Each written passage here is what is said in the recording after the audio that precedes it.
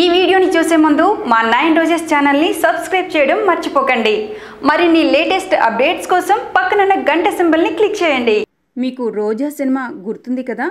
అరవింద్ స్వామి, మధుబాల నటించిన ఈ మూవీ అప్పట్లో పెద్ద సెన్సేషన్ని సృష్టించింది. ఇప్పుడు ఈ సినిమా కోసం ఎందుకు చెప్తున్నానంటే, ఆ సినిమాలో అరవింద్ స్వామి ఒక పల్లెటూరి అమ్మాయిని పెళ్లి చేసుకోవాలని వాళ్ళ అమ్మను వెంట పెట్టుకొని పెళ్లి చూపులకు వెళతాడు.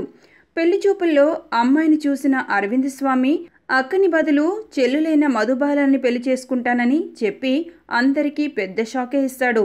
ఇలాంటి సీన్లు కేవలం సినిమాల్లోనే కాదు, రియల్ లైఫ్లో కూడా జరుగుతూ ఉంటాయని నిరూపించారు మాటల మాంత్రికుడు అయిన త్రివిక్రమ్.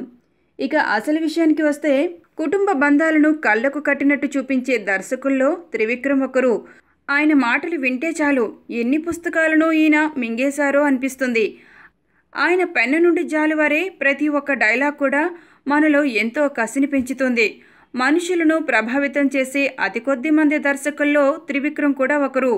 ఆయన సినిమాలు ఎలా అలరిస్తాయో, ఆయన పర్సనల్ లైఫ్లో చోటు చేసుకున్న విషయాలు కూడా అంతగానే అలరిస్తాయి. ఉదాహరణకు ఆయన వివాహం గురించే చెప్పుకోవచ్చు. అక్కను పెళ్లి చూపులు చూడడానికని వెళ్ళిన ఈ మాటల మాంత్రికుడు ఆమె చెల్లెల్ని పెళ్లి చేసుకున్నాడట. త్రివిక్రమ్ భార్య పేరు సౌజన్య.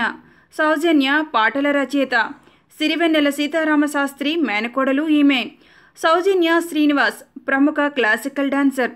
ఆమెకు ఎంతోమంది అభిమానులు కూడా ఉన్నారు. త్రివిక్రమ్ సినిమాలలో లాగే ఆయన పెళ్లి విషయంలో కూడా పెద్ద ట్విస్ట్ ఉందట. అదేమిటండి అంటే, ఆయన అసలు పెళ్లి చూపులకు వెళ్ళింది సౌజన్య వాళ్ళ అక్కను చూడటానికట. కానీ సౌజన్యని అక్కడే చూసి ఆమెను పెళ్లి చేసుకుంటానని అడిగి మరీ వివాహం ఆడారట. కానీ పెద్దమ్మాయికి పెళ్లి కాకుండా చిన్నమ్మాయికి పెళ్లి చేయము అని చెప్పడంతో గురీజీ ఓ సంవత్సరం పాటు ఎదురు చూడాల్సి వచ్చిందట. ఆ తర్వాత బంధుమిత్రుల సమక్షంలో కోరుకున్న అమ్మాయిని పెళ్లి చేసుకున్నారు. ఏది ఏమైనా గురీజీ పర్సనల్ లైఫ్లో కూడా మంచి లవ్ స్టోరీ ఉందన్నమాట. ఇటీవలే కొత్త ఇంట్లో ప్రవేశించారు త్రివిక్రమ్ దంపతులు. ప్రస్తుతం పవన్ కళ్యాణ్తో మరో సినిమా చేస్తున్నారు త్రివిక్రమ్.